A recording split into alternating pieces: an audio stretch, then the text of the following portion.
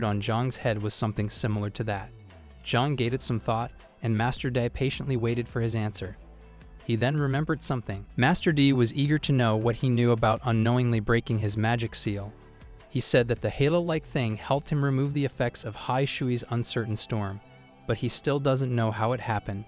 Master Di told him that the golden halo magic that he had used is a special magic type that can only be used by high-level members of the Dragon Clan. He asked Zhang if he had ever made a contract with any member of the Dragon Clan, and his answer was no. He said that he had never made any contract with anyone other than Xiao Jin. Just then, Xiao Jin came out, and the prediction of Xiao Jin being a dragon came up. He asked Master Di if something like that was possible or not. On that, Master Di told him that the knowledge that he had states that dragons must have 2 legs, claws, or paws, but since Xiao Jin didn't have them, there's a huge possibility of him not being a dragon as well. But he can't say that with certainty, as he has never seen a dragon in real life. To confirm their thoughts with the present facts, Master Di opened a book called The True Kings of the Continent, Dragons. With this book, he was certain to find some useful information about Xiao Jin being a dragon or not. While searching about the topic, Master Di told him that if Xiao Jin really came out as a dragon, then that would have meant that he had struck a huge jackpot. In the book, they found an article about the 5-talon golden dragon, which is also known as the strongest dragon and acts as the king of dragons. These creatures are the apex of the dragon race in every aspect of competition. They act as the kings of the Dragon Clan. They have an average lifespan of 20,000 years, out of which they attain adulthood in 3,000 years. Zhang asked Teacher Dai about the possibility of Xiao Jin being a 5-talon golden dragon. But the thought of him reaching adulthood scared Zhang, as by that time he would have already been turned into dust. Master Di checked the book and told him that it takes 600 years for them to complete their juvenile period, but Xiao Jin had already passed that in less than a year and had entered the growth phase. This rapid growth of his must be the result of Zhang sharing his body with Xiao Jin, because the contract that he had made must have connected them, and since Xiao Jin is a growing type, he has been consuming Zhang's magic power and is growing in an absurd manner. Master Di confirmed that he really had gotten a treasure in the form of, and when he completes his growth stage, he will be of great help to him as his dragon scales and claws will have great offensive potential. Zhang became very happy to know that his magical beast is growing, and on top of that, he's the king of dragons. Master Di told him not to be that happy as this book has only the basic information, which will not take him that far in taking care of Xiao Jin. There was a map on the last page that could take him to the land of the dragons. He said that if the current Dragon King wants his son Xiao Jin back, then he has to give him back. Thinking about the condition of the parents whose child has been missing, Zhang got the idea that he would need to give Xiao Jin back. He was happy, but now with this thought, he compared Xiao Jin with himself and imagined the condition of his parents, who would be troubled to lose their son. This would have made them very sad. Zhang had planned to visit the Dragon Valley after graduating from the academy to ask his parents for permission to keep Xiao Jin with him. That would be the only acceptable option for them to remain together. Xiao Jin also agreed with his opinion with a hiss. In the evening, Zhang was thinking about the arrival of Teacher Xiu, who was about to arrive the day after tomorrow. He was not that worried about his performance, as he knew that he'd been doing well, but the thought of Teacher Xiu reminded him of his parents, whom he's been missing for a very long time. He also thought that his parents were also missing him very much. The scene shifts to an unknown jungle where Zhang and Teacher Xiu have been stopped by some robbers who are ordering them to bring their money. Teacher Chu gave their leader a single gold coin, which irritated him. He ordered him to give them everything that they had. On this proposal, Teacher Xiu used his old technique and sent Zhang to gain some practice battlefield experience. For that, he put him forward and told him that the magic power of these bandits is very low, and because of that, he can easily handle them. He threw him in front of them. He was very afraid and nervous. Once again, his teacher proved that he's really a devil in disguise as a teacher. Zhang tried to talk the matter out. He said that they did not have any more money on them and asked the bandits to let them go. Hearing that, their leader tried to slap Zhang, but he teleported away from them. The leader ordered his underlings to attack Zhang all at once, as he can use magic, so it would be dangerous for them to fight him one at a time. This time, seeing the bandits trying to circle him, Zhang decided to fight back. He collected the light elements and fought back. This all began 2 days earlier. Teacher Xiu visited Zhang at the Royal Intermediate Magic Academy. He was very happy to see him after such a long time. Zhang told him that he didn't expect him to come. He said that there was no reason for him not to come. Zhang asked him about his parents. Teacher Xiu told him that they were fine and asked about his studies and school life. Zhang told him that he had been sent directly to the second year and that he had also made a good friend named Mei Kei. On their way, they both shared their stories with each other and kept on walking until they were stopped by a gang of thieves in the forest. The teacher told Zhang to wait until he checked the situation. He went ahead and politely asked the thugs about the situation. They said that they needed money and asked Teacher Xiu to give it to them without any resistance. He took one coin out and gave it to them. This scene is then continued when Zhang goes to fight these bandits. With his single attack, Zhang made the bandits go flying. Teacher Xiu was also surprised to see that attack and asked Zhang about it. He told him about the magic being called the Shining Division. This was his strongest magic. Teacher Xiu asked him why he used such a powerful attack on weak enemies like those. He said that he got scared and accidentally used that one. On his apology, the teacher said that there's no need for him to be sorry about it as the people that he had fought against were already bad to begin with. He also praised his magic, and they kept on walking again. Zhang had finally reached his home. He saw his mother, and his eyes started watering. He was tearing up. He hugged his mother and told her that he had missed her too much, and she said the same. His father came and praised him for obtaining the first rank in his final exams. They took him back to their home. Her mother told him that she had made his favorite meals, and his father asked him to tell them about his school stories. Everything went smoothly, and the vacation had passed. Now it's time for Zhang to go back to the capital to continue his studies. His parents bid him farewell with the same anxiety and tension on their faces that occurred when he left the house for the first time. Teacher Xiu had already left, and now Zhang had to go alone. This was also a very big reason for his parents to worry about him. Soon he reached the academy and continued his studies. With that, 5 years passed, and now these mages had grown a lot. With the basic foundation that they had laid at the Royal Intermediate Magic Academy, their skills had gone far beyond those of the other students. Master Dai had called Zhang to meet him. He arrived, and the teacher asked him about his plans for the future, as he's going to graduate soon. Zhang said that he'll go to the Advanced Magic Academy to continue his studies, but Master Dai rejected this idea. This decision shocked Zhang, as he had never expected his master to say something like that. He asked him why he was saying that and about the reason he decided that he should not be going into the Advanced Magic Academy. Master Dai told him that the progress that he had made until now was incomparable to others, even to the great magisters, but if he continued to follow in the footsteps of those who came before him, then it would become very troublesome for him to increase his strength even more. Master Dai asked him to guess his age. Zhang said that he must be older than 80. It was a bit off, but on point. Master D was 83 years old. He then asked him to tell him about the age of the Vice Dean. He said that he should be younger than him, and that was also correct. Master D said that the Vice Dean is 62 years old. He became a magister at the age of 30. But since then, his powers have stopped growing. He asked if he could think of any reason for that to happen. Zhang said that he did not know about it. He said that this is not something special or unique to a person, but that when a person reaches the ranks of magister, their powers stop growing, and because of that, most of them cannot achieve their true potential. The stage at which he is standing is the bottleneck, where the growth of magical powers becomes stagnant. Zhang was listening to him while also thinking about the opposite of what Master D was saying. After this stage, only magic skills and the basis of one's magic can be improved. Other than that, new powers or increased magical strength cannot be obtained. The ranking of mages and their powers is based on the ancient system, whose foundation was laid at the time of the creation of magic skills. But the difference between the top 10 mages of this world is not very differentiable. Zhang was worrying about his future progress, as he could be the next one to get his powers stuck at that bottleneck. He asked Master Dai if there was a way to get past this stage of stagnation, but a negative answer was obtained from Master Dai. He said that many people had tried various different methods but had failed every time. Now that he knows about the situation, Zhang agrees with Master D's decision to not let him join the Royal Advanced Magic Academy, as it will only increase his power to the brink, but all the other possibilities of him surpassing the other magisters will decrease significantly. He is now ready to follow each and every instruction that his teacher will give. Master Dai said that he'll not take away his life at the Royal Advanced Magic Academy from him. Instead, he wants him to join the academy a bit late. Master D wanted him to go out into the world for a few years to gather the information and knowledge that he would never be able to gain at the academy.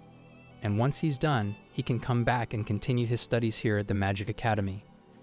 This opinion cheered him up, as he also wanted to go out and see the world with his own eyes. But Master D warned him, saying that this journey would not be as easy as he thought it would be. He'll let him go out only when he can complete the assignments that he has made for him. While following these assignments, there are a few rules that he has to follow. He had to keep his magic powers equal to those of a magister. He must do exercises to remain physically fit.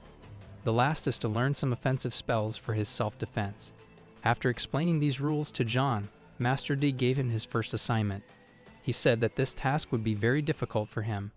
He wanted Zhang to find a legendary artifact, the sacred sword of the creator god. Zhang asked him if the sword was not just a legend itself, as he had never believed in its existence. Master Dai assured him of its existence and told him that he knew about its approximate location as well. It's only up to him to find the sword. It's the key to his becoming a great magister. Zhang assured him that he'd find the sword. Master Dai said that he'll accompany him to his house by the end of the next month to explain his situation to his parents. The task that he had given him is not an easy one, and it would take at least 2 years for him to complete it. He said that if the time period of 2 years passed, then he had to come back without the sword. Back at the academy, Zhang told Mei-Qi this news, but he was not happy with it. He didn't want Master D to send him away, but when Zhang explained the situation clearly, he realized that he was doing all of this for the betterment of his apprentice. It was a better path for him to follow, which will make him more powerful. The result of this assignment would be much more beneficial for him than it would be if he joined the academy. Zhang asked him if he would like to accompany him on this journey. Mei-Qi said that he would like to join him, but first he needs to discuss this matter with his family. He said that he'd talk about the outcome of this tomorrow. The next day, Mei-Qi arrived early, but he did not look happy. His face was gloomy. He came straight to the point and told Zhang that he could not join him. Zhang asked him to tell him the reason so that they could think about it together, but Mei-Qi refused, saying that it's something that he cannot tell him. This was something related to his family, and they hadn't granted him permission to go. He apologized again. Zhang really wanted to go with him, but now that he's not coming, there's nothing he can do. He wished him luck and told Mei-Qi that he'd be back in 2 years. Until then, he asked Mei-Qi to study at the Royal Advanced Magic Academy. Mei-Qi was happy to see that Zhang was not sad because of his refusal. He hugged him tightly, as he was going to miss him all that time while he was gone. Zhang promised Mei-Qi that even if they're not able to live together, they'll remain best friends for the rest of their lives. Mei-Qi told him that he really wanted to go with him, but the circumstances had not allowed it. He needs to work hard for his family. Zhang stopped him, saying that there's no need for him to explain this stuff, as he himself could understand this situation. 1 month later, the time for Zhang's departure had finally arrived. With a sad look on his face, he saw the gates of the Royal Magic Academy for the last time. Master Dai assured him that he'll be able to come here soon again, and by that time he will not only make the academy, but also all the people who have met him proud. Master Dai asked him if he would like to see heaven. Zhang asked how he could see heaven from Earth. The teacher reminded him that his minor subject was wind magic. He grew out a pair of wings using the wind carriage skill. It was the first time Zhang saw his master fly. He took him on a cloud, and they left for Zhang's home. Zhang asked him if he could learn to fly. Master Dai said that if he could learn some first-class martial skills, he could fly too. He said that flying with martial skill is easier and lasts longer than flying with magic. They flew constantly for an hour, then took a break on a small hill. From there on, they continued their journey and finally reached Zhang's home. Master Dai carefully explained the situation to his parents and succeeded in getting their permission. At night, while they were strolling, Master D gave Zhang 3 scrolls, saying that the path ahead of him was going to be very difficult and that these scrolls would help him. The 3 magic scrolls that Master D had given him can be used to escape adverse situations. He asked Zhang to only use them when he had no other choice left. He had also made the magic circle for direct teleportation. In cases where he was not able to find his way or solve problems on the way, he could teleport back to the academy. The proper usage of the magic circle and the barrier was written in a book that Master Dai handed to him. He also warned him, saying that he should be active and in good physical and mental condition while using the magic barrier, or else he would face deviations. Master Dai also gave him 1,000 diamond coins saved in his amethyst, and told him that he had to go to the Khan province of the Dalu kingdom. In a certain valley he could find that artifact. Zhang was excited to know that his teacher had deposited 1,000 diamond coins and was now very excited to go on his journey.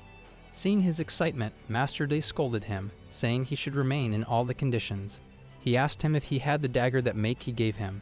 Zhang pulled out the dagger from his pocket. Master D told him that the dagger he's holding is not an imperial weapon, but still, it's stronger than any other normal weapon as it could break any martial or magical defenses.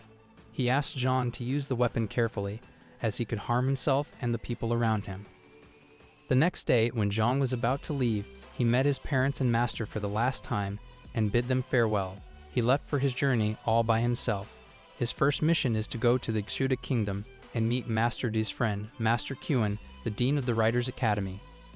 There he had to train for some time, then leave to fulfill the main objective. Step by step, Zhang was moving forward. With the help of his map, he knew that he had reached Sinning Lake. He just has to cross another province to reach the borders of the Godhood Kingdom. As Master Dai had told him about the lake and the scenery around it, it was as beautiful as it was told. The water was so clear that he could see the fish and everything inside it. Zhang had decided to spend some time by the lake. He threw his shoes on and lay there with his feet in the fresh water. He was enjoying the serenity until he heard a group of people wearing cloaks, led by a girl. He presumed that the tall girl was their leader. Because of the group's walking pattern, it seems that the girl was important to them. The group approached Zhang, and a lady ordered him to get away from this place as they wanted to rest there. This lady had a very angry nature. She told him not to stare at them, or she'd pluck out his eyes. Zhang knew that it would be a wise decision to clear the situation. He started acting as his leg cramped, but that woman saw through his act and said that this would not work on her. The leading lady with pink hair stopped her, saying that she should not cause any trouble, as her father had advised them not to. Even though Zhang evaded the attack, some of his hair was missing, which indicated that the sword slash was much faster than any normal attack. He was lucky to have escaped. Seeing Zhang teleport himself, the lady understood that he's a mage and got the reason for him to be shameless. Zhang stood against this fact, saying that not all mage are shameless. It was okay for her to insult him, but now that she has insulted his teacher, friends, and parents, who are good mages, he'll also teach them a lesson. Zhang started collecting the light elements around him and was ready to use light arrows. She was aware of the attack and deflected it using her sword. It was the innate martial key that he had always read about, but now he had seen it for the first time. Now that Zhang knew the potential of these people, he was ready to attack with a more powerful offensive spell. He gathered the light elements and used Holy Light. The pink-haired girl finally acknowledged him as a light mage. The effect of the Holy Light was much greater than he had expected. Holy Light is a defensive magic and has no offensive capabilities at all, but when Ling, the violent lady, faced the gleam of the Holy Light, she became weak and fell on her knees. Zhang was surprised to see this effect of his defensive magic. The pink-haired lady chanted some unknown spell and summoned a dark purple-colored ball of energy, which she threw at Ling. This ball healed her and replenished her energy. Zhang was surprised to see magic like that. He asked the pink-haired girl about it by calling her sister. She was a bit surprised to see her calling him sister, but she knew that Zhang was a lot cleverer than he looks. She ordered the other members of the group to attack him all together. Zhang was shocked to see her doing that to him. He asked her if it was necessary for them to choose the path of violence, and to this she said yes. Violence was never the answer. It was the question, and the answer is yes. Zhang surrounded himself with a barrier made of holy light. He planned to observe them while remaining inside the barrier of light. But then the group members started chanting weird spells, and the dark fog around them started growing thicker. It surrounded Zhang with its holy light. He was now afraid, as he had never dealt with something like this before. Now that Zhang didn't have any more tricks to deal with the situation, he got serious and started collecting all the Grand Light Spirit's powers to help him. His holy light barrier started cracking. When the ladies saw Zhang, they were afraid, as he was about to launch his brilliant light attack on them. Zhang launched the attack, but the pink-haired lady protected all of her team members by covering them in a purple energy ball. All of them survived, but they are now weakened. Zhang's plan worked, as he did not want to kill them but distract them so that he could leave this place. As he was running away, he saw the hood and the mask of the pink-haired girl getting ripped. He finally saw her face. She had long pinkish hair, mild purple eyes, and a face as beautiful as he had never seen before.